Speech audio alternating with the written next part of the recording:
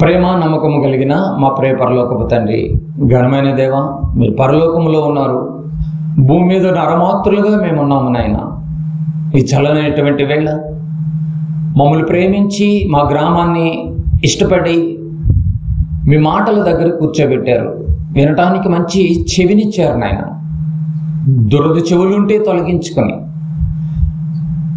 కేవలం వినువారు మాత్రమే ఉండి మమ్మల్ని మేము మోసపించుకోకుండా విన్న వాక్య ప్రకారంగా మాట్లాడుచున్న నేనైనా వింటున్నటువంటి బిడ్డలందరూ అయినా మీకోసం ఉన్నతంగా బ్రతికే మహాకృపని ఎక్కువగా ప్రసాదింపచేయండి. చెబుతున్నటువంటి నాకు సమయోచితమైన జ్ఞానాన్ని ప్రసాదించండి. ఎక్కడ ఏ బిడ్డలైతే మీ మాటలను వింటున్నారో, వినటానికి ప్రయత్నం చేస్తున్నారో ఆ బిడ్డలందరికీ మంచి మనసును దయచేయండి. చీకటి తెరలను తొలగించుకొని హృదయంలో ఉన్నటువంటి మనోనేత్రాల గురుడితనాన్ని తొలగించుకునేటటువంటి ప్రయత్నంలో ఈ యొక్క వాక్యం ఉపయోగపడులాగిన కృప దయచేయమని మా ప్రభువును ప్రియరక్షకుడైన యేసు క్రీస్తు నామం పెట్టక ప్రార్థన సమర్పించి అడిగి వేడుకుంటున్నాం తండ్రి, ఆమెన్. ప్రియమైన దేవుని వారలారా, పరలోకం వెళ్ళాలంటే అడ్డుగా ఉన్నది అసలు ఏది? ఎందుకంటే ఏ ప్రార్థన చేసినా కూడా పరలోకమందున్న మా తండ్రి అని అంటాం. గర్భాన్ని పుట్టినటువంటి బిడ్డలు ఎక్కడున్నప్పటికీ కూడా, అది ఉద్యోగ నిమిత్తం కావచ్చు, వ్యాపార నిమిత్తం కావచ్చు, పొలంలో వ్యవసాయం నిమిత్తం కావచ్చు, ఏదైనా పనికి వెళ్ళినప్పటికీ కూడా సాయంత్రానికి ఇంటికి వెళ్ళిపోవటానికి చూస్తూ ఉంటాడు. నాన్న దగ్గరికి వెళ్ళిపోవాలి. ఒకవేళ మ్యారేజ్ అయితే ఇంటికి వెళ్ళిపోవాలి. భార్య ఉంటుంది, నాన్న ఉంటాడు, అమ్మ ఉంటాడని ఎంతగానో వెళ్ళిపోవటానికి ఇష్టపడుతూ ఉంటారు. గమనించారు లేదు మీరు? అలాగే పరలోకం ఉన్నటువంటి కన్న తండ్రి పరలోకంలో ఉండి ఆ కనిపించని మహాశక్తి ప్రతిరూపాన్ని తల్లి గర్భంలో ఆత్మలకు కొద్ది రోజులు శరీరాన్ని ఇచ్చి తల్లి గర్భంలో నిర్మించి 60, 70, 80 అలా వారి వారి యొక్క ఆయుష్కాలాన్ని నిర్మించి లోకానికి పంపిస్తే పని ముగించుకొని మళ్ళీ తండ్రి దగ్గరికి రావాలన్నది తండ్రి ఉద్దేశం, ఎక్కడున్నప్పటికీ, ఏ దేశంలో ఉన్నప్పటికీ కూడా. అయితే మనిషి ఎలా అయిపోయాడంటే, ఈ లోకంలోకి వచ్చిన తర్వాత తల్లి గర్భంలో నిర్మించిన 9 నెలలు కష్టం పడినటువంటి ఆ అవయవాల్ని ఎవరు నిర్మించారు అన్నది చూసుకోకుండా తల్లిదండ్రుల ప్రేమలో, బంధువుల ప్రేమలో, రక్త సంబంధికుల ప్రేమలో లోకపు యొక్క రంగుల వలయాన్ని చూసుకుని కాగితపు నోటులోనుకు అత్తుకొని ఇదే జీవితమని, ఇక్కడే ఉండిపోతామని, ఇదే ఎల్లకాలమని మనుషులు అపోహ పడిపోయి చనిపోయిన తర్వాత కూడా ఇక్కడే ఉంటామనుకుని కూడా చనిపోయిన తర్వాత నా దేహాన్ని నా పొలంలోనే పెట్టండి అని, నా కాంపౌండ్లోనే పెట్టండి అని చనిపోక ముందు కూడా కొంతమంది వాగ్దానాలు చేసి కన్నుమూస్తూ ఉంటారు. వారి ఉద్దేశాలు ఏంటంటే ఇక్కడే ఉండిపోతాం, మనం ఎక్కడికి వెళ్ళము అని. పాతి పెట్టిన పొలం ఏమైనా నీదా? చెప్పండి. పాతి పెట్టిన పొలము నీది కాదు. ఏది నీది కాదన్నప్పుడు ఇక్కడే ఉండాలన్నటువంటి ఆలోచన బైబిల్కి వ్యతిరేకంగా ఉంది. కానీ ప్రతి మనిషి ఎక్కడి నుంచి వచ్చాడు అక్కడికి వెళ్ళిపోవాలి. పరలోకంలో నుంచి వచ్చినటువంటి మనం తిరిగి పరలోకానికి వెళ్ళిపోవాలి. ప్రియమైన దేవుని వారలారా, ఏ రోజైనా ఓ సంవత్సరం అటు ఇటు, ఒక 5 సంవత్సరాలు అటు ఇటు వెళ్ళిపోవాలన్నది మాత్రం నిజం. వెళ్ళిపోవాలి అన్నది నిజమైతే దాని ద్వారమే మరణం. మరణం అనే ద్వారం నుంచే మనిషి లోకాన్ని దాటాలి. ఒక ప్రాంతం నుంచి మరో ప్రాంతానికి వెళ్ళటానికి వాహనం ఎలా ఉపయోగపడుతుందో, ఈ లోకాన్ని నుంచి మరో లోకానికి వెళ్ళటానికి వాహనము మరణం. ఈ మరణం గుండానే వెళ్ళాలి ఎవరైనా, అంతే కదండి? మరి ఈ మరణం గుండా వెళ్ళాలి అని అంటే, మరి పరలోకానికి చేరుకోవాలంటే ఏమైనా అడ్డొస్తున్నాయా? ఒకవేళ ఏమైనా అడ్డుగా ఉన్నాయేమో బాగా గమనించాలి. ఒకవేళ అడ్డుగా ఉంటే ఆ అడ్డుకున్నవి ఏంటి, దాన్ని ఎలా ఛేదించాలి, అసలు అడ్డుగా ఉన్నాయేవి అన్నటువంటి సంగతి కూడా తెలియకుండా ఇక్కడే శాశ్వతంగా ఉండిపోతామని అపవాది మాయలో పెట్టి ఉచ్చులో పెట్టి, వరులో పెట్టి వాడు గొంతులు వేస్తున్నాడన్న సంగతి కూడా తెలియకుండా లోకాన్ని కోలాహలంగా నింపేశాడు ఇప్పటికే. కానీ ఈ లోకంలో దేవుడు నీకు ఏ ఆశీర్వాదం ఇచ్చినా కూడా ఒకరోజు వదిలి వెళ్ళిపోవాల్సిందే. ఎంత ఆశీర్వాదం ఇచ్చినా కూడా. నిజమా కాదా మీరు చెప్పాలి. ఎంత ఆశీర్వాదం ఇచ్చినప్పటికి కూడా ఒకరోజు వెళ్ళిపోవాలి. ఏమండి, అబ్రహాం గారు చాలా ఆస్తిపరుడు, చాలా ఆస్తిపరుడు. అబ్రహామును ఆశీర్వదించాడు దేవుడు. బాగా వినాలి, అబ్రహామును ఆశీర్వదించాడు దేవుడు. అబ్రహామును ఆశీర్వదిస్తే అబ్రహాము అన్ని ఆశీర్వాదం ద్వారా వచ్చినటువంటి అన్ని పట్టుకుని వెళ్ళాడా, వదిలి వెళ్ళాడా మీరు చెప్పాలి. అంటే అప్పుడప్పుడు మనం ప్రేయర్లో కూడా చేస్తూ ఉంటాం. ఏమని? అబ్రహామును ఆశీర్వదించినటువంటి దేవుడా, ఇస్సాకును ఆశీర్వదించినటువంటి దేవుడా, మమ్మల్ని కూడా ఆశీర్వదించు. యోబును ఆశీర్వదించినటువంటి దేవుడా, మమ్మల్ని కూడా ఆశీర్వదించంటామే. ఆశీర్వాదము అనగానే శరీర సంబంధమైన ఏవో అని మనకు అర్థమవుతుంది. ఆ శరీర సంబంధమైనటువంటి ఆశీర్వాదాలు అబ్రహాం గారు ఏమైనా పట్టుకుని వెళ్ళాడా, వదిలి వెళ్ళాడా? మనసు పెట్టి ఆలోచించాలి. వదిలి వెళ్ళాడే కానీ పట్టుకుని వెళ్ళినట్టుగా ఎక్కడ బైబిల్లో మనకు లేదు. ఒక్క అబ్రహాము గారే కాదు, లోకంలో ఎనిబడి ఎవరైనా వదిలి వెళ్ళిపోవాల్సిందే తప్ప పట్టుకుని వెళ్ళా. ఎంత గొప్ప ఆశీర్వాదమైన సుమా, ఎంత గొప్పది ఇచ్చినా కూడా నేను దేవుడు గొప్పగా ఆశీర్వదించాడని నువ్వు సంఘంలో గొప్పగా సాక్ష్యం చెప్పినప్పటికీ నువ్వు వదిలి వెళ్ళిపోవాల్సిందే. ఎంత అజ్ఞానంగా ఉన్నారో ఒకసారి మీరు ఆలోచించాలి. వదిలి వెళ్ళిపోవాలి. పట్టుకెళ్తానికి ఎవరికి రైట్స్ లేవు, అసలు పట్టుకెళ్తానికి అవకాశమే లేదు. అబ్రహాం గారు అంటున్నాడు, ప్రభువా ఏది ఇచ్చినా ఈ భూమి మీద ఇచ్చావు కదా, నువ్వు ఏది ఇచ్చినా ఈ భూమి మీద ఇచ్చావు. అబ్రహాం గారు అడుగుతున్నాడు, ప్రభువా నువ్వు ఏది ఇచ్చినా నాకు ఈ భూమి మీద ఇచ్చావు కదా. కానీ అబ్రహాం గారు తెలివితేటలు మీరు గమనించాలి. ఈ భూమే శాశ్వతం కానప్పుడు అబ్రహాం గారు అడుగుతున్నాడు దేవుణ్ణి, ప్రభు ఇచ్చావు బాగుంది, ఎక్కడిచ్చావు నువ్వు నాకు? భూమి మీద ఇచ్చావు. మరి ఈ భూమే శాశ్వతం కానప్పుడు ఈ భూమి మీద ఇస్తే నాకేమైనా ఉపయోగం ఉందా? దేవుడు నిలదీశాడండి. ఏంటి ప్రభువా, ఒక కుమారుడికి శాశ్వతము కానీ మాయమైపోయి తీసుకువెళ్ళలేని, పట్టుకు వెళ్ళలేని ఇవా నువ్వు నాకు ఇచ్చేది అన్నాడు దేవుడితో అబ్రహాం గారు. ఎంత గొప్పగా ఆలోచన చేశాడండి. వీళ్ళంటే విశ్వాసులంటే, వీళ్ళంటే దేవుని పిల్లలంటే నిజమా కదా మీరు చెప్పాలి. పట్టుకుని వెళ్ళలేని, తీసుకుని వెళ్ళలేని ఇదా ప్రభా నువ్వు నన్ను ఆశీర్వదించేదని అడిగాడండి. ఏది తీసుకువెళ్ళలేదు. మరి తీసుకువెళ్ళలేనివి ఆశీర్వాదాలని ఒకవేళ నువ్వు అనుకుంటే ఇంకా నువ్వు భ్రమలోనే ఉన్నట్టే. చాలా మంది గమనించాలి, క్రైస్తవ ఉన్నటువంటి బిడ్డలారా. పట్టుకు వెళ్ళలేని, తీసుకువెళ్ళలేని ఆశీర్వాదం అనే భ్రమలో ఒకవేళ నువ్వు ఉన్నావేమో, అవే సాక్ష్యంగా సంఘంలో చెప్పుకుని మందిరంలో నువ్వు బోర ఊదించుకుంటున్నావేమో. సుమా జాగ్రత్త. అబ్రహామును ఆశీర్వదించాడు, కానీ అబ్రహాము వదిలి వెళ్ళిపోయాడు తప్ప ఏమి తీసుకువెళ్ళలేదు. అబ్రహాం గారి కంటే నువ్వు పెద్ద ఏమి గొప్పడు ఏం కాదు కదా. అబ్రహామే తీసుకెళ్ళ. పితలకు తండ్రి అయినటువంటి విశ్వాసులకు తండ్రి అయిన అబ్రహామే ఏమి తీసుకువెళ్ళలేనప్పుడు ఆగు అబ్రహాం దగ్గర అని విశ్వాసులకు తండ్రి ఏమనుకుంటున్నావే? చెప్పడం ప్రియమైన దేవుని వారలారా, బైబిల్ ఏమర్థమవుతుంది మనకి? మరి మనం దేన్ని అడగాలి? ఈ భూమి శాశ్వతం కానప్పుడు మరి మనం దేన్ని అడగాలి? మత్తయి సువార్త. మరి మనం దేన్ని అడగాలో చెప్తున్నాడు బైబిల్లో. మత్తయి సువార్త 3వ అధ్యాయము. పెద్ద మనసుతో ఆలోచించాలి రాత్రి. మత్తయి సువార్త 3వ అధ్యాయము. ఈ మాటలు మీరు గమనించగలిగితే బాగా గమనించాలి. వదిలి వెళ్ళిపోయే వాటికా నీ సాక్ష్యం. సాక్ష్యాలు ఏమన్నుంటే రండమ్మా ముందుకి. వద్దు, ఆపేద్దాం ప్రియమైన దేవుని వారలారా. వదిలి వెళ్ళిపోయేది కాదు నీ తండ్రి ఇచ్చేది. తండ్రి ఇస్తేది శాశ్వతంగా ఉండాలి కదా. మత్తయి సువార్త. మరి దేవుని ఏది అడగాలి? అబ్రహాం గారు ఏది అడిగారో మీకు తెలియాలి. అప్పుడే మనం విశ్వాసాలకు తండ్రి కనెక్ట్ అవుతాడు, లేకపోతే కనెక్ట్ కాడు. దెయ్యం అనే తండ్రికి కనెక్ట్ అవుతావు, లేకపోతున్నావు. బైబిల్ అంత ఆధారాలు ఉన్నాయి. మత్తయి సువార్త 3వ అధ్యాయం మొదటి 2 వచనాలు. ఆ దినములందు బాప్తీసం ఇచ్చి యోహాను వచ్చి పరలోక రాజ్యము సమీపించి ఉన్నది, పరలోక రాజ్యము సమీపించి ఉన్నది, మారు మనసు పొందుడని యూదయ అరణ్యంలో ప్రకటించుచుండెను.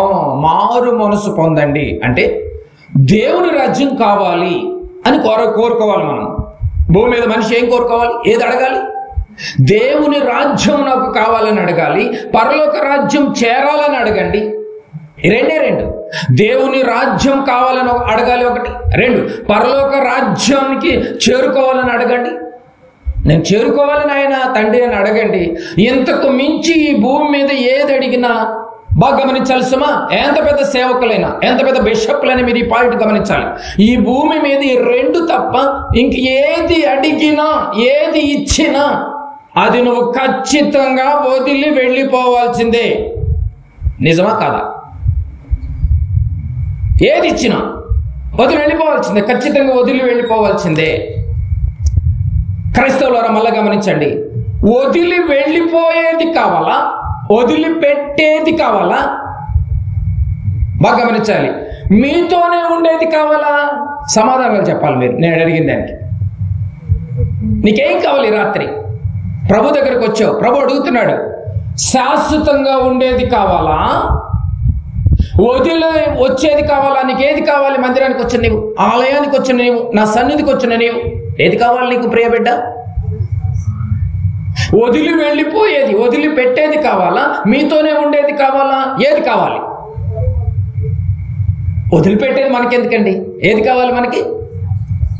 శాశ్వతంగా ఉండేది కావాలి. మరి క్రైస్తవులు శాశ్వతంగా ఉండే దానికోసము అడుగుతున్నారా? ప్రేయర్ రిక్వెస్ట్లో, లేకపోతే వదిలిపెట్టి వెళ్ళిపోయే దానికోసమా నీ పరుగులు? మందిరానికి, సంఘానికి, ఆలయానికి వదిలిపెట్టి వెళ్ళిపోయే దానికా నీ సేవా జీవితం? విశ్వాసులకు తండ్రి నిలబడి మాట్లాడుతున్నాడు. వదిలిపెట్టి వెళ్ళిపోయేది నాకొద్దు తండ్రి, నాకు శాశ్వతంగా ఉండేది కావాలన్నాడు అబ్రహాం గారు. ఏది కావాలి చెప్పండి ప్రియమైన దేవుని వారలారా. చూద్దాం మా బైబిల్ రోమీలకు రాసినటువంటి పత్రిక, రోమీలకు రాసినటువంటి పత్రిక 4వ అధ్యాయం, రోమీలకు రాసినటువంటి పత్రిక 4వ అధ్యాయము 1వ వచనాన్ని చదువుకుందాం. కాబట్టి శరీర విషయమై మన మూల పురుషుడకు అబ్రహామునకేమి దొరికినని అందుము. మన మూల పురుషుడు ఎవరంటే అబ్రహాం గారు. ఆ శరీర విషయమై అంటే శరీర సంబంధమైన మూల పురుషుడైన అబ్రహాం గారికి ఏం దొరికిందంట? ఏమి దొరికిను? ఏమి దొరికినని అందుము. ఏం దొరికింది ఆయనకి? అర్థమవుతుంది మీకు? ఏం దొరికింది అని వదిలేసి వెళ్ళిపోయాడు కదా. ఏం దొరికింది చెప్పండి. ఇప్పుడు రోమా సంఘానికి పౌలు గారు లేఖ రాస్తున్నాడు. మీరు అబ్రహాముని ఇష్టపడ్డారు కాదంటలేదు, మేము అబ్రహాము కుమారుడు, ఇస్సాకు కుమారుడు అని చెప్పుకుంటూ వస్తున్నారు కదా. అయితే అబ్రహాం గారిని ఆశీర్వదించాడు, మమ్మల్ని ఆశీర్వదించాలి మీరు అంటున్నారు కదా. మరి అబ్రహాం గారు, మీ మూల పురుషుడైన అబ్రహాం గారికి ఏం దొరికింది? ఏం దొరికింది? ఒట్టు చేతులతో వెళ్ళిపోయాడు. నిజమా కదా? అబ్రహాం గారు ఒట్టు చేతులతో వెళ్ళిపోయాడు. వచనాన్ని మరీ గుర్తు చేసి మరీ చెప్తున్నాడు, మూల పురుషుడుకు అబ్రహాముకి ఏమి దొరికినని అందుము. ఏమి దొరికినని అందుము. ఏం దొరికిందని అందం? అబ్రహాముకు ఏమి దొరకకపోవటం ఏంటి? దొరికింది కదండి, బహుధనవంతుడు కదా ఆయన. దొరకలేదని అంటారేంటి? దొరికింది ఆయనకి. దొరకలేదన్న ఆదికాండంలోనికి రండి ఒకసారి. ఆదికాండము 13వ అధ్యాయము 2వ వచనం. దేని దొరకపోవటం ఏంటి? దొరికిందిగా. ఏం దొరికినని అందుబట్టి దొరకలేదంటే దొరికిందిగా. ఏం దొరికిందో చూద్దాం ఒకసారి. 13వ అధ్యాయము 2వ వచనం చదువుకుందాం. అబ్రహాము వెండి బంగారము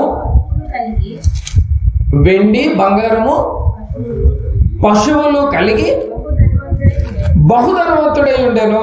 ఏమండి, అబ్రహాం గారు దొరకకపోవటం ఏంటి? వెండి బంగారము పశువులను కలిగి బహుధనవంతుడై ఉండెను. చూడండి, అబ్రహాం గారు ధనవంతుడు. ధనవంతుడు అంట. ఎవరంటే అబ్రహాం గారు ఏ ధనవంతుడు? బహుధనవంతుడు. అబ్రహాం గారు వెండి బంగారము పశువులు కలిగి బహుధనవంతుడై ఉండేను. ఏమండి, ఇప్పుడు అబ్రహాం గారు శరీర సంబంధమైన మూల పురుషుడుకు అబ్రహాముకి ఏమి దొరికినా అంటవేంటి? మరి ఇక్కడ ధనవంతుడిగా కనపడుతున్నాడు.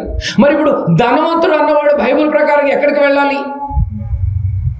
ఏమండి, ధనవంతుడు అన్నవాడు బైబిల్ ప్రకారంగా ఎక్కడికి వెళ్ళాలి? బైబిల్ని అడుగుదాం. లూకాసు వార్త 18వ అధ్యాయం. లూకాసు వార్త 18వ అధ్యాయము 25వ వచనాన్ని ఒకసారి చదువుకుందాం. లూకాసు వార్త 18వ అధ్యాయము 25వ వచనాన్ని చదువుకుందాం. ధనవంతుడు అబ్రహాం గారు ఎవరు? ధనవంతుడు. ఏ ధనవంతుడు? బహుధనవంతుడు. ధనవంతుడు దేవుని రాజ్యంలో ప్రవేశించడం కంటే సూది బెజ్జంలో ఒంటి దూరటం సులభం అని చెప్పాను. మరి ఇప్పుడు ఈ వచనాన్ని బట్టి అబ్రహాం గారు ఎక్కడికి వెళ్ళాలి? నరకానికి వెళ్ళిపోవాలి. ఏంటంటే ధనవంతుడు, బాగా చదవాలన్నమాట, ధనవంతుడు దేవుని రాజ్యంలో ప్రవేశించటం కంటే సూది బెజ్జములో ఒంటె దూరుట సులభము. ఏమిటి? ధనవంతుడు దేవుని రాజ్యంలో ప్రవేశించటం కంటేనంట సూది బెజ్జములో ఒంటె దూరటం సులభం అంట. ఏమండి, సూది బెజ్జం ఎంత ఉంటుందండి? సూది బెజ్జం, సూదులు దారం ఎక్కించటం, దారం సైజ్ ఎంత, సూది బెజ్జం ఎంత? దానికి కింద మీద అయిపోతారు. ఎటు పెడితే దారం ఎక్కడికో పోద్ది, ఇది ఊహోలు ఎక్కడ ఉంటుంది. కళ్ళుకి చెత్తవారం వచ్చినట్టు ఉందరా? ఏమో మీరు అంటూ ఉంటారు, గమనించారు కదా? సూది బెజ్జం సైజ్ ఎంత, దారం దాంట్లోకి వెళ్తానికే మనం తడంతా పెట్టి మళ్ళీ పెడతా ఉంటారు కదండి. దారానికి దారమే సూది బెజ్జములో, ఎగ్జాంపుల్ వాడాడు చూడండి బైబిల్లో. దారమే సూది బెజ్జములో దూరటం కష్టమైపోతుందంట. అలాంటిదంట ఒంటె సూది బెజ్జములో ఒంటె దూరటం సులభం అంట. ఏమిటి ఒంటె ఎటు దూరుతండి? దారమే దూరలేనప్పుడు. ఒంటెని ఎప్పుడన్నా చూసారా మీరు? ఈ మధ్య ఒంటెలు ఎక్కడో ఉండాల్సిన మరి బయట తిరిగేస్తాయి. మరి సండే రాగానే ఒంటెలు తిరుగుతూ ఉంటుంది. 10-20 కలెక్ట్ చేసి పిల్లల పైనకి దింపుతూ ఉంటారు సరదాగా. ఏమిటి ఒంటె ఆకారంలో ఉంటుంది, తలకాయ ఇలా ఉంటుంది, తర్వాత కళ్ళ దగ్గరికి వచ్చేసరికి ఇంత ఉంటుంది. అది దాటిందంటే మళ్ళీ అది ఒక పైపు లాగా ఉంటుంది. సరే అట్లా అయిపోయిందని చెప్పి పైన నడుము పైన ఎలా ఉంటుంది? ఎద్దులాగా ఒకటి ఎద్దుకి ఉండినట్టుగా పెద్ద గోపురం ఉంటుంది. ఇదంతా అంట ఒంటె ఎట్ట దూరుతండి? దారం దూరట్లా, కానీ ఒంటె ఎట్ట దూరుద్ది? ఒంటె అనంగాలు నీకు అర్థమవుతుంది. ఏమో ఎగ్జాంపుల్ ఎందుకు వాడాడు తెలుసండి బైబిల్లో? ఒంటె అష్టవంకరలు తిరిగి ఉంటుంది. నిజమా కదా? స్ట్రైట్గా ఉంటుంది దారం వెళ్ళి, అష్టవంకరలు తిరిగి ఉంటుంది. మనిషి కూడా, ఆ మనుషుల్లో ధనవంతుడంట అష్టవంకరలు తిరుగుంటాడు, అడ్డగోలుగా బతుకుతాడు. అడ్డగోలుగా అష్టవంకరలు తిరుగున్న ఒంటితో పోల్చాడు. ఒంటె దూరటమే సులభం అంట, కానీ ఈ అష్టవంకరలు తిరుగునోడు దూరటం చాలా కష్టం అంట. అందుకు ఒంటిని వాడాడు. అర్థమవుతుందండి మీకు బైబిల్? ఇప్పుడు బహుధనవంతుడు అనేటువంటి అబ్రహాం గారు ఎక్కడికి వెళ్ళాలి? ఈ మాటను బట్టి నరకానికి వెళ్ళాలి. అంతే కదండి? ఈ మాటను బట్టి నరకానికి వెళ్ళాలి. అంటే ధనం కలిగిన వాడు ఒంటిలాగా అష్టవంకరులు తిరిగి ఉంటాడు అనమాట. స్ట్రైట్గా ఉండడు. ఏ టైంలో ఎట్లా మాట్లాడుతాడో తెలియదు.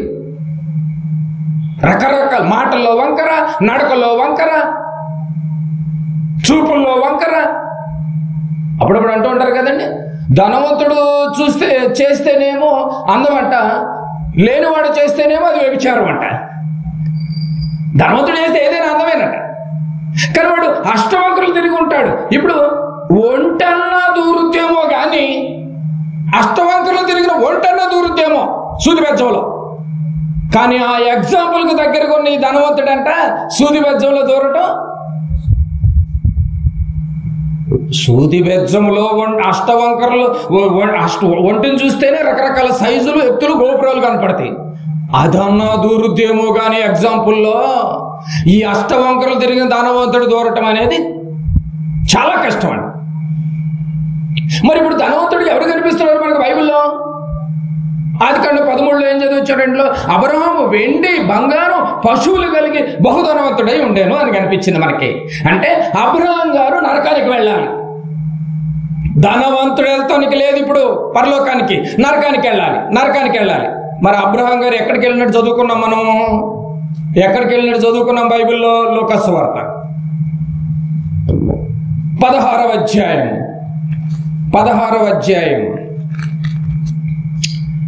22వ వచనాన్ని ఒకసారి చదువుకుందాం. 16:22.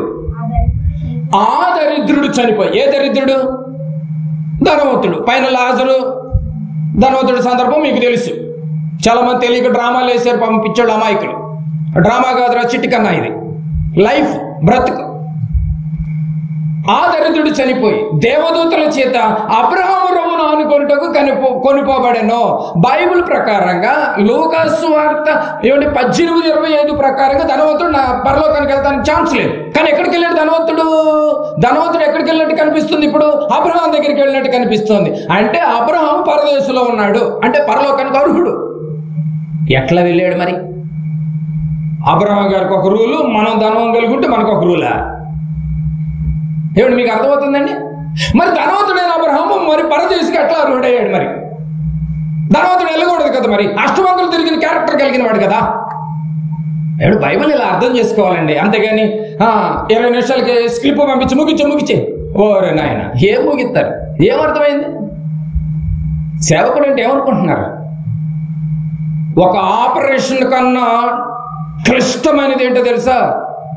ఒక వచనాన్ని వాక్య పఠనంగా చదివించి దాన్ని అర్థం చేయడానికి ప్రయత్నం చేసేవాడే నిజమైన ఆపరేషన్ చేసే సేవకుడు. తెలుసా అండి? ఏదో మీరు అనుకుంటున్నారు, అమాయకులు తెలియదు. నేర్చుకోండి ప్రియమైన దేవుని వారలారా. ఎవరైనా కూడా, అందరూ విద్యార్థులు, ఇంక్లూడింగ్ నేను కూడా, చచ్చేంత వరకు నేర్చుకుంటూనే ఉండాలి. ఏమిటందండి? మరి అబ్రహాము రొమ్మును ఆనుకొనుటకు లాజరు వెళ్ళాడు అని అంటే ఏమండి? పరలోకం వెళ్ళిపోయాడు అంటే వెళ్ళాడు. ఒక కోణంలో చెప్పాలంటే పరలోకం అర్హుడు, పరలోకం వెళ్ళాడు అని చెప్పుకోవచ్చు ఎగ్జాంపుల్గా. కానీ పరదేశంలో వెయిటింగ్ లో ఉన్నాడు, అది వేరే జోన్, అది రైట్. ఇప్పుడు వెళ్ళాడు అంటే ధనం ఉంది, కానీ ధనాపేక్ష లేదనమాట. అబ్రహాం గారికి ధనం ఉంది కానీ ధనాపేక్ష లేదు. మరి ఎలా బ్రతికాడంటారా? ఏమండి, మన దగ్గర 500 నోటు ఉంటే ఒకలాగా నడుస్తాం, 10,000 కట్టు ఉంటే జేబులో నడిచి వెళ్ళేవాడు. ఆటోని పిలిపించరా, మాటలు మారిపోతాయి. చూసారండి? అది మన స్టైల్. కానీ అబ్రహాం గారి స్టైల్ ఏంటో తెలుసా? హెబ్రీలకు రాసినటువంటి పత్రిక, ఎలా వెళ్ళాడు అనుకుంటున్నారు? ధనవంతుడు ఎట్లా వెళ్ళాడు? బహుధనవంతుడు, వెండి కలిగిన వాడు, ఏమండి బంగారం కలిగినటువంటి వాడు, పశు సంపద కలిగినటువంటి వాడు. మరి పరదేశికి ఎలా అర్హుడయ్యాడంటే ఆయన మాటలు చూడండి ఎలా ఉన్నాయో. హెబ్రీలకు రాసినటువంటి పత్రిక 11వ అధ్యాయం, 11వ అధ్యాయం 10వ వచనాన్ని కూడా చదువుకుందాం. 10వ వచనం చదువుకుందాం. హెబ్రీలు రాసిన పత్రిక 11వ అధ్యాయం 10వ వచనం. ఎలయనగా దేవుడు దేనికి శిల్పియు నిర్మాణకుడనై ఉన్నాడో, పునాదులు గల ఆ పట్టణము కొరకు అబ్రహాము ఎదురు చూచుచుండెను. ప్రభువా, వదిలి వెళ్ళిపోయేటటువంటి ఈ భూమి మీద నువ్వు ఎంత ఆశీర్వదించినా కూడా నేను వదిలేసి వెళ్ళిపోవాలి కనుక నా దృష్టి అంతా నీ మీద ఉంది. పునాదులు గల ఆ పట్టణము కొరకు అబ్రహాము ఎదురు చూసిచుండెను. ఏమంటే ధనం ఉంది కానీ ఏమి లేదు ఇప్పుడు అబ్రహాం గారి దగ్గర.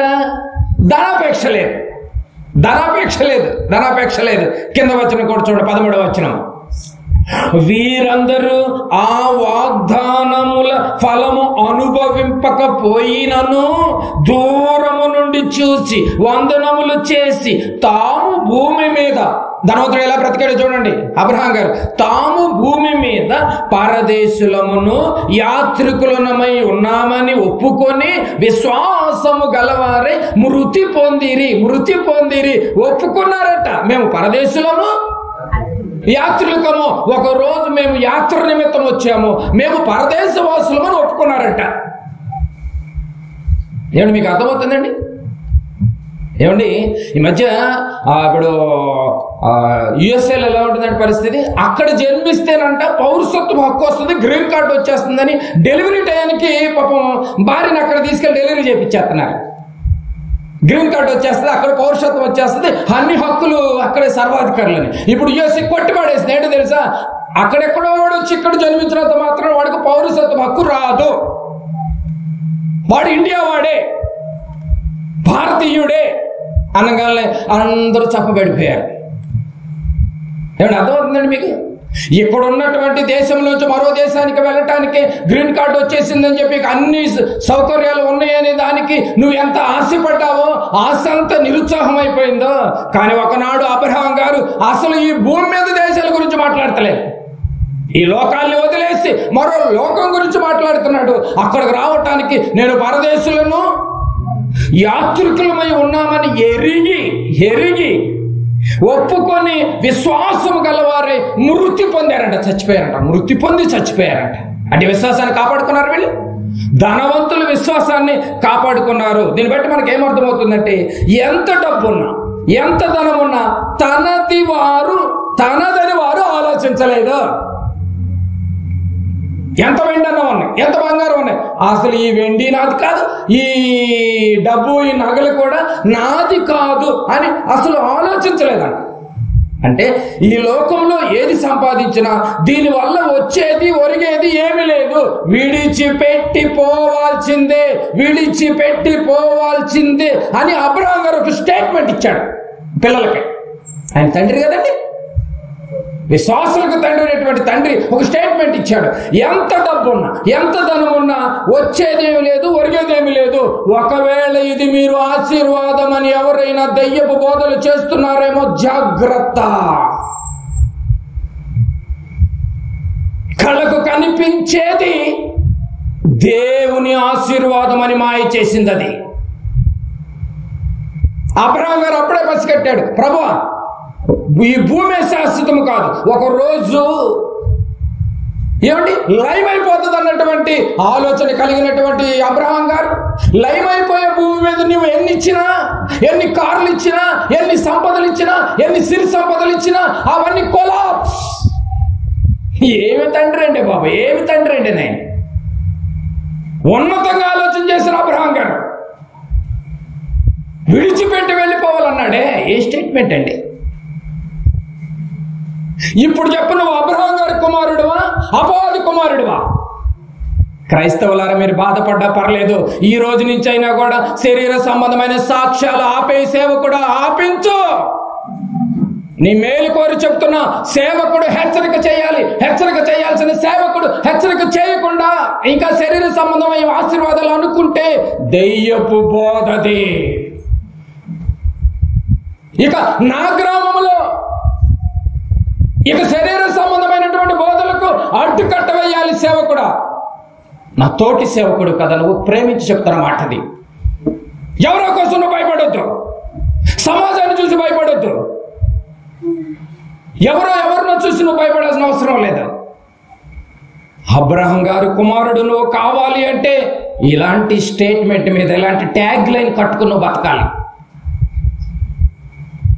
లేకపోతే నువ్వు అపవాది కుమారుడివే అంటున్నాడు. ఏమనంటున్నాడండి?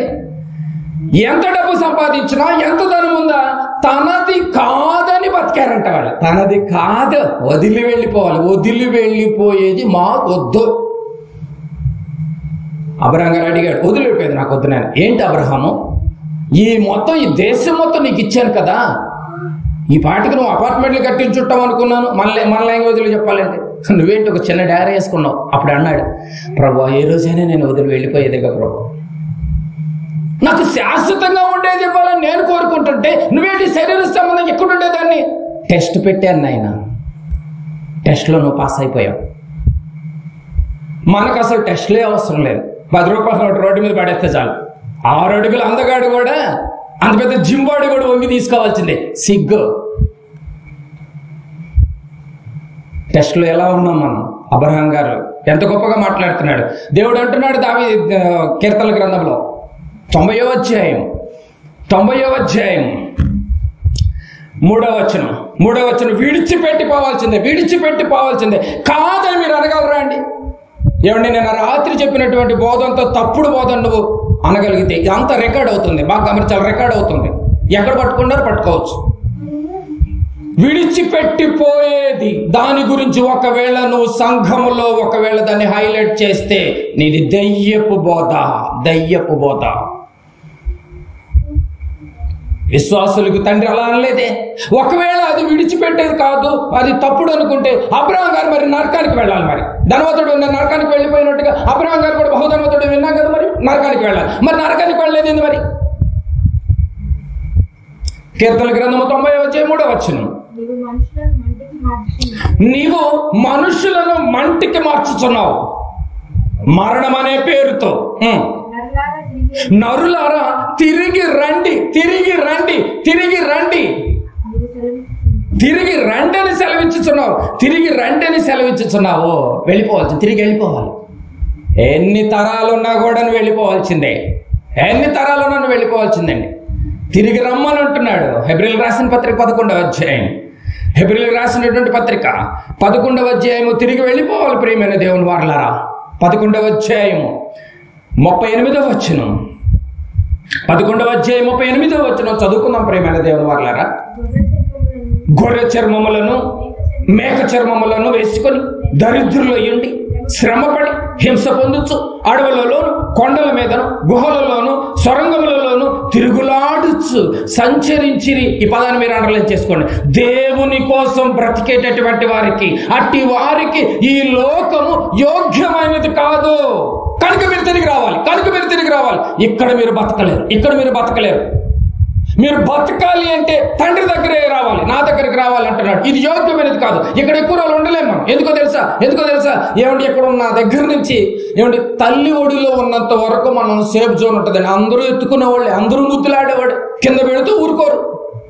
ఇక అదే మగపిల్లడైతే అబ్బో ఇక చెప్పవసలా. నడక మొదలైన దగ్గర నుంచి కష్టాలు మొదలవుతాయండి వాడికి కదండి. ఏ పొయ్యిలో పెట్టి ఏలు కాల్చుకోవటము, ఏ చెమల పుట్టలో పెట్టి చెమల చేత కనిపించుకోవటం, అన్ని కష్టాలే కదండి. ఇక మెల్లగా పెరిగి ఇక మెల్లమెల్లగా రోగాలు కదండి. రోగాలు, బాధలు. ఏమండి, ఏ సుఖం ఉందండి మనిషికి? మీరు చెప్పండి అండి. నిజంగా మానవుడిగా పుట్టినందుకు ఏ సుఖం ఉందో మీకు చెప్పండి. చిన్ననాటి వయసులో తప్ప పెరిగే కొద్దీ అన్ని కష్టాల బాధలు పడుతున్నాడు, అప్పుల బాధలు పడుతున్నాడు. ఏం సుఖం ఉందండి? పిల్లలు, సంసారము, రోగాలు, రొప్పులు, బాధలు, అవమానాలు, హేళనలు, సరైనటువంటి బతకలేక, అటు ధనవంతుడితో పోటీ పడలేక, ఇటు పేదవాడి దగ్గరికి పోయి కూర్చుని వాడితో గడపలేక, ఈ మిడిల్ క్లాస్ బ్రతుకుల్లో అవమానపడుతూ, వానికి ఏంటి ఎండక, వర్షానికి తడవక, నచ్చింది తినలేక, నచ్చింది కొనుక్కోలేక సుఖం ఉందంటారా? ఇక్కడ మీరు చెప్పాలి. వద్దు నా ప్రియ బిడ్డలారా, మీరు నా దగ్గరికి రండి. ఇక్కడ సుఖాలు లేదు, మీకు అసలు అది యోగ్యమైనది కాదు.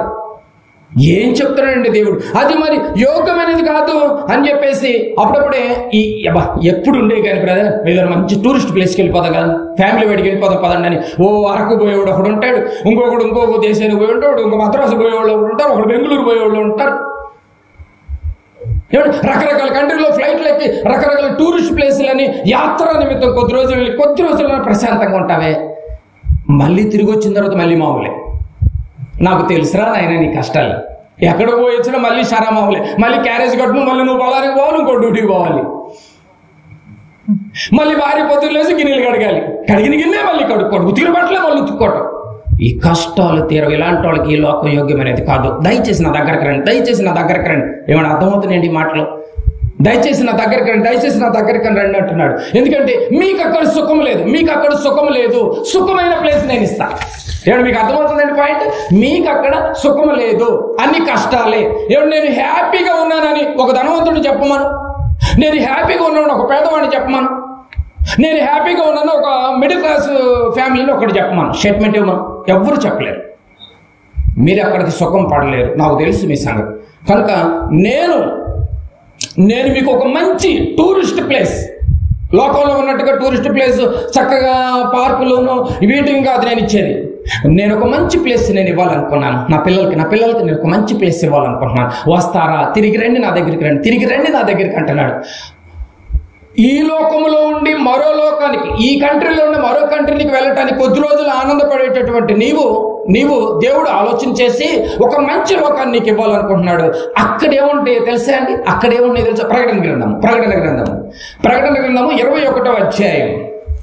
బాగా గమనించాలి. ప్రకటన గ్రంథము 21వ అధ్యాయము 4వ వచనాన్ని ఒకసారి చదువుకుందాం. 4వ వచనం, 21వ అధ్యాయము 4వ వచనం. ఏమిటి మరి అక్కడ పరలోకంలో ఎలా ఉంటదంట? భూలోకంలో పరిస్థితి మొత్తం మనకు తెలిసిపోయింది. ఇప్పుడు ఎక్కడ ఆనందంగా లేరండి. పైకి ఏదో పాపం అట్లా బట్టలు వేసుకుంటాం కదండి. స్కానింగ్ పంపిస్తే అన్ని రాంగ్ వస్తాయి. అయ్యో మేము ఇలా ఉంటుంది అనుకోలేదండి అసలు. అయ్యో నెగిటివ్ వచ్చిందా? నాకు బీపీ ఏందని అంటాడు టెస్ట్ ఇవ్వనంత వరకు. టెస్ట్కి ఇచ్చిన తర్వాత థైరాయిడ్, బీపీ, షుగరు, కొలెస్ట్రాల్ అది బ్లడ్లోనూ ఉంటుంది, అన్నింటిలో వచ్చేసి మెల్లమెల్ల అయ్యో ఇలాంటి చాలా ఇబ్బంది పడతారు నాయన. ఇలాంటి వాళ్ళకి, నా కోసం బ్రతికే వాళ్ళకి పర్టికులర్గా ఈ లోకం యోగ్యమైనది కాదు, దయచేసి మీరు నా దగ్గరికి రండి అని అన్నాడా లేదండి? అన్నాడు. మరి నేను ఇచ్చే లోకం ఎలా ఉంటుందో తెలుసా మీకు? 21వ అధ్యాయం ఇప్పుడు చదవండి, 4వ వచనం. ఆయన అంటే మన కన్న తండ్రి, ఆయన వారి కన్నుల ప్రతి బాష్ప బిందును తుడిచివేయను. నువ్వు వెళ్ళంగానే నీ కళ్ళ నీళ్ళు తుడిచేస్తాడంట. ఎవరండి తుడిచేది?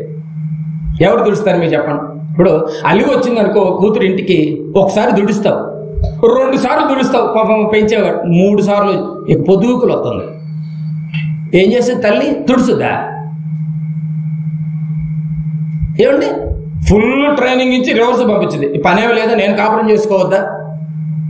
కాపురం ఉన్న తర్వాత కష్టాలు ఉంటాయి, సంసారం అన్నకి ఇబ్బందులు ఉంటాయి, వాటన్నిటి ఎదుర్కోవాలి అని చెప్పేసి ఒక తల్లే ఏమండి మోటివేషన్ చేసి మళ్ళీ తిరిగి పంపిస్తుంది తప్ప హక్కును చేర్చుకోవాలని ఏ తల్లి కూడా ఉండదండి. నిజంగా సంసార పక్షంగా బ్రతికే ఏ తల్లి కూడా చేయదు, తిరిగి పంపాలనే చూస్తుంది. అర్థమవుతుందా లేదు?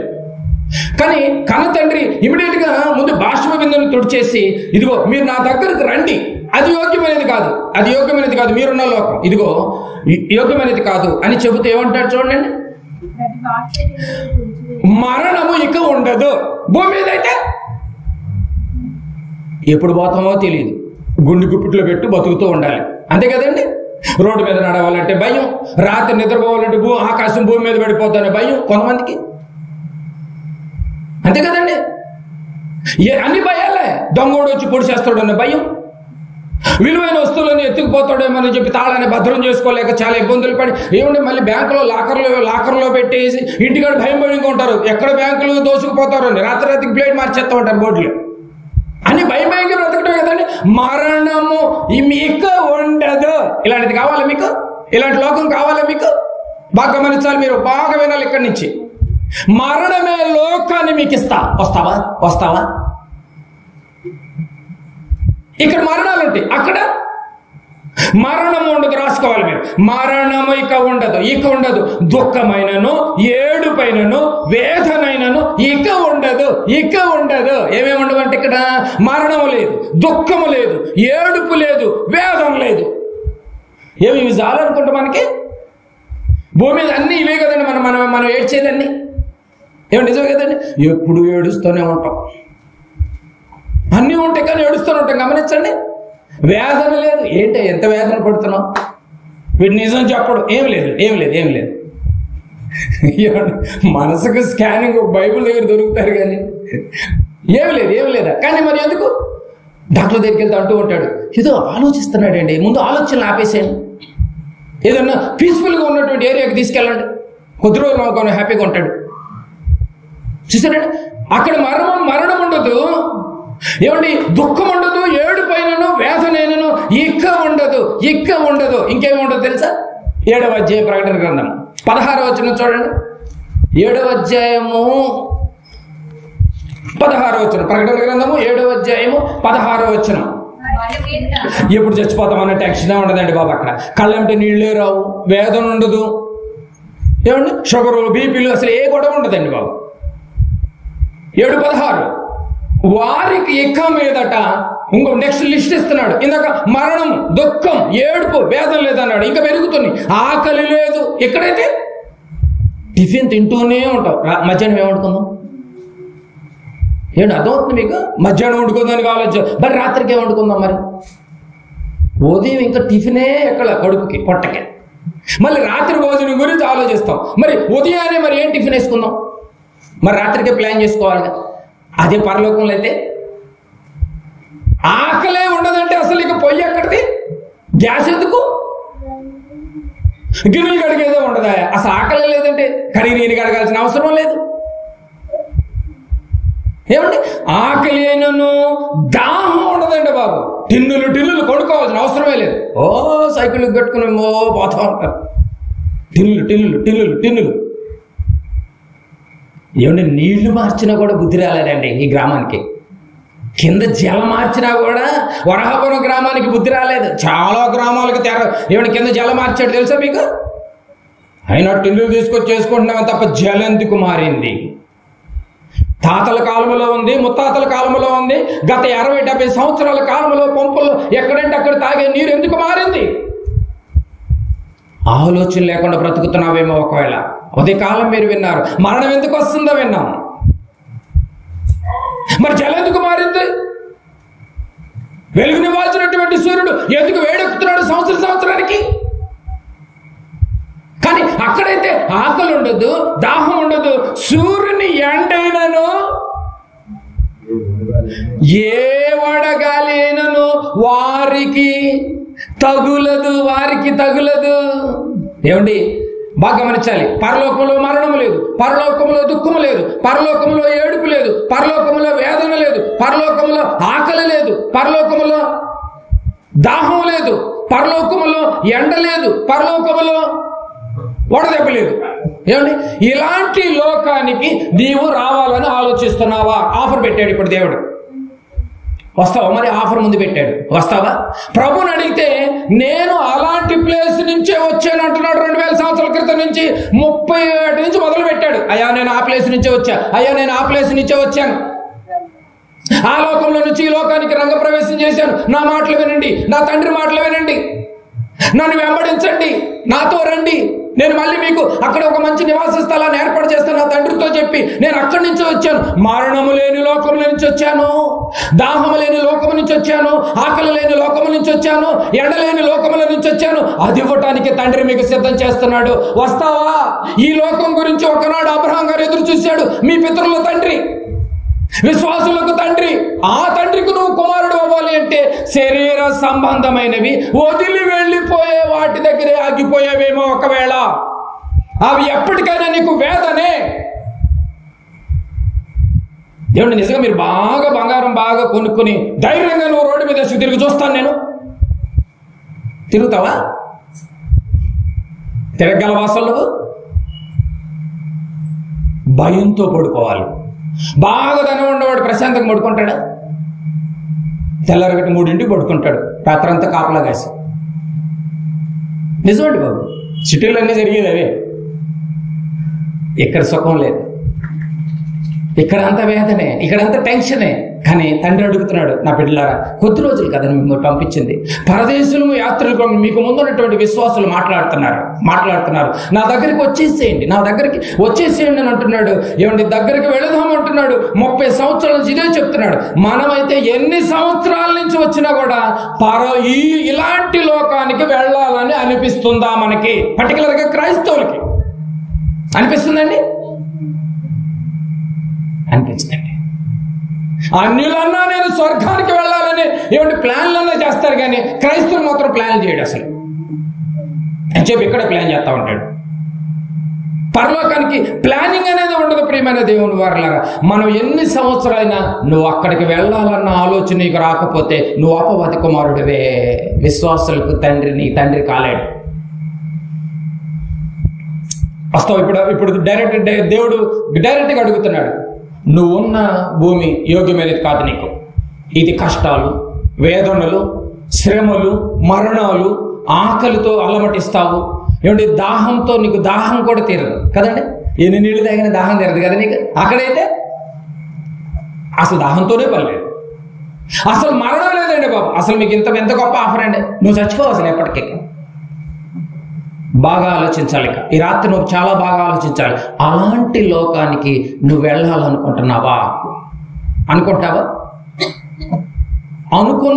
అన్నవాళ్ళు ఒకసారి చేతులెత్తండి. ఓహో, ఇక్కడే ప్లాన్ చేద్దాం అనుకుంటున్నారా? చేయండి, ఒకరోజు వదిలి వెళ్ళిపోవాల్సిందే. ఎంతకాలం ఉంటారు?